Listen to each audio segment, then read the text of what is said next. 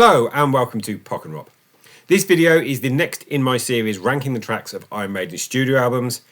It's part 6, it's 1986, I'm wearing the uniform, it is Somewhere in Time, my favourite Iron Maiden album cover, but I have to admit, having got into this album, or first heard it in the early 90s, not my favourite Iron Maiden album, and I used to rank it as the least engaging of the 80s for some time. Something has shifted. So at number 8, I have placed the opening track of side 2, The Loneliness of a Long Distance Runner. I have long thought this is the weakest track on the record, and full disclosure, I re-listened to Somewhere in Time again today, and just to see whether or not the scores that I'd got on my notes were accurate, and several songs were bumped up 1, in some cases 2 points on how much I really enjoyed them. The Loneliness of the Long Distance Runner did rise up. I think I'd originally given it 5 out of 10 as being bang average, or at least a mark better than a track like Charlotte the Harlot, and it's definitely better than that, but actually I've given it in the end 6 out of 10. So the lowest ranked track out of my 8 is a 6 out of 10. Loneliness of the Long Distance Runner at number 8. At number 7 I have placed the Harris and Murray co-write Deja Vu. Feels like you've done it before. This is a track that has never been played live. I believe every other track on this album has been played live at some point. Certainly since they played Alexander the Great after much demanding of by the fans on the previous tour, so the current one. Deja Vu, the only one that hasn't been played live, but it's a really good song. It's not stellar Iron Maiden level, but I enjoy it a huge amount, and I've given it 7 out of 10. Likewise, the next track on my ranking, the position number 6, the closing track of the album, the aforementioned Alexander the Great, also 7 out of 10. I like Alexander the Great a lot more than I used to. For me, as I kind of got into Iron Maiden, not exactly in order of albums, but I do remember I was fully familiar with Power Slave before I heard Somewhere in Time. And I remember thinking Alexander the Great was like an attempt to retread the ground done by Rime of the Ancient Mariner. I think at that point I didn't really know that Iron Maiden usually included an epic somewhere on one of their records, and this is that album's epic. I've since discovered how much I like it, and actually it's a really good summation of the life of Alexander the Great. Sometimes the lyrics feel a little bit forced, but it's a Steve Harris song. It's good. It's 7 out of 10. And track 5 on my ranking, I have placed the almost title track, Caught Somewhere in Time, that opens the record. This is a really solid opening track of an Iron Maiden album. It sets the stall of what the album is going to feel like. And there is one thing I'll say about Somewhere in Time, is that it might just be the most cohesive sounding Iron Maiden album of them all. Every track has a certain presentation style. I won't call it production exactly, because it's still Martin Dirge, that makes it feel of a piece. And Caught Somewhere in Time lays out the stall of what this is going to sound like. I've given it 8 out of 10. So that's halfway. As is traditional in my videos these days, this is the point at which I'm going to remind you to subscribe if you haven't already done so. To click the thumbs up to feed the YouTube algorithm and let other people see this video. To click the bell to receive notifications of future content.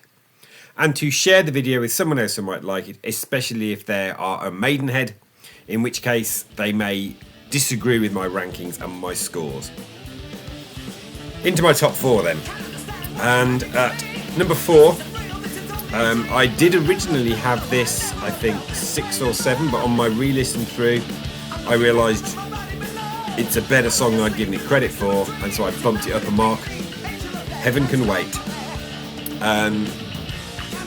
As I was listening to this just this afternoon, I was thinking, this is an absolute banger.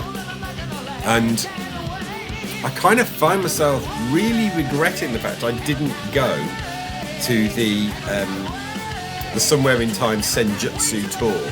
I could have gone. They play Birmingham. I mean, they are a great band for playing my home city, which is where I saw them last year on the 50th anniversary tour. Because actually, I think I'd quite like to chant along to Heaven Can Wait. It's a good chanting Iron Maiden song, and I've given it 9 out of 10. Number 3, everything so far has been either co-written, like Deja Vu by Steve Harris, or entirely written by Steve Harris. So all of the things that are in my top 3, my favourite 3 tracks off the album, are all written by Adrian Smith. Number 3, Sea of Madness. Again, this is a song that I think I had actually originally got at number 7 on my ranked list. But there's something about the songs that Adrian Smith writes and indeed co-writes that has fantastic melodicism to them. He's a good melodic songwriter. And Sea of Madness, the melody really hit me this time. I think it's the first time listening to the album, and I've grown to like it a lot more recently, where that production style has ceased to feel like an issue to me. And as a result, the songs have shone so much stronger. And Sea of Madness is a perfect example of that, 9 out of 10. Which leaves at 2 and 1 the 2 singles, both written by Adrian Smith, that were released to promote the album. And at number 2, the second single, Stranger in a Strange Land. This is based on the novel of the same name, of the idea of a man that was caught in the ice, and when they thawed out, it's a whole different world. It's this time travel, spacey theme that is all over the Somewhere in Time album. And it was a great single, reached number 22 in the UK. I think when I did my Iron Maiden tier listing of the singles, which go back and watch that because it's one of my favourite videos when I did a tier list of their singles, I think I put it, if not A tier, I think I might have put it in S tier. If I didn't, then that's probably because I didn't want to put too many things in a run in the S tier. But the score I've given it is 10 out of 10. I think it's 10 out of 10 Maiden territory.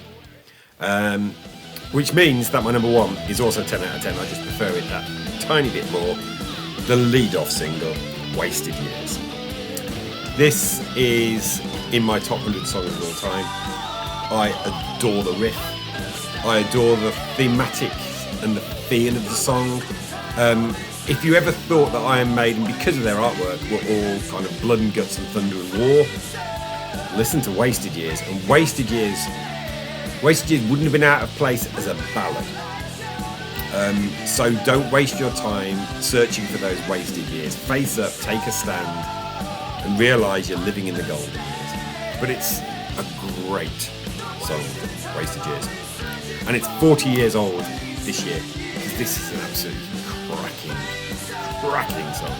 And one of my all-time favourite Iron Maiden songs ever. In fact, it might just be my all-time favourite Iron Maiden song ever. So that, as a whole, actually gives me an album that I think is really good. To the point where I think it's started to nudge into my top 100 albums of all time. The total score is 66.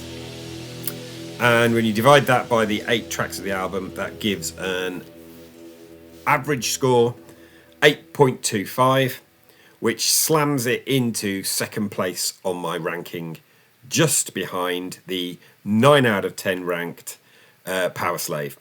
It is a step down from Power Slave, but it's not as big as a step down as I always used to think it was. And I know plenty of YouTubers who do Iron Maiden content who actually cite Somewhere in Time as their favourite Iron Maiden album, which is quite an interesting result given the fact it was often cited back in the 90s as being their weakest 80s. And maybe I was just going along with the herd, but the songwriting on it is fantastic. You'll have to join me for the next episode in this series where I'm going to take a look at Seventh Son of a Seventh Son to see whether or not I think that one's better. I'll be back soon with another video, but until then, I remind you to subscribe, like, hit the bell, and thanks for watching.